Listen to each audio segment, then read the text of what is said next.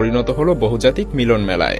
Reunion আইল্যান্ডের আয়তন 970 বর্গ কিলোমিটার। আপনি যদি গুগল ম্যাপে এটা খুঁজে পেতে চান তাহলে আপনাকে মাদাগাস্কার সমুদ্র তট থেকে 430 মাইল দূরে যেতে হবে। ইতিহাসের এক দীর্ঘ সময় ধরে রিউনিয়ন আইল্যান্ডের মানুষেরা মুক্তভাবে জীবনযাপন করত, কিন্তু দশম শতকের দিকে যখন আরবীয় বণিকেরা দ্বীপটিতে আসতে শুরু করে তখন ধীরে ধীরে সবকিছু পরিবর্তিত হতে শুরু করে। আর এর পরবর্তী সময়ে আরবীয়, ভারতীয়, চাইনিজ এবং আফ্রিকান নাবিকদের আগমন ঘটতে থাকে এই দ্বীপটিতে, যা দ্বীপটির মানুষদের মধ্যে মিশ্র সংস্কৃতির গোড়াপত্তন করে। অথচ দ্বীপটিতে ছিল এমন এক জাতি যাদের ছিল নিজস্ব ভাষা এবং সংস্কৃতি, কিন্তু সময়ের সাথে সাথে প্রাচীন জাতিটি বিভিন্ন ভাষা এবং জাতির সঙ্গে মিশ্রিত হতে শুরু করে। আর 1642 সালে ফ্রান্স দ্বীপটিকে পুরোপুরিভাবে দখলে নিয়ে নেয়। প্রাগৈতিহাসিক যুগে আগ্নেয়গিরির মাধ্যমে দ্বীপটির সৃষ্টি হয়েছিল, আর এর ফলেই দ্বীপটিতে দেখা মেলে পাথুরে খাড়া পর্বত শ্রেণীর। আর পর্বতগুলির উচ্চতা 6500 থেকে 1000 ফুট পর্যন্ত।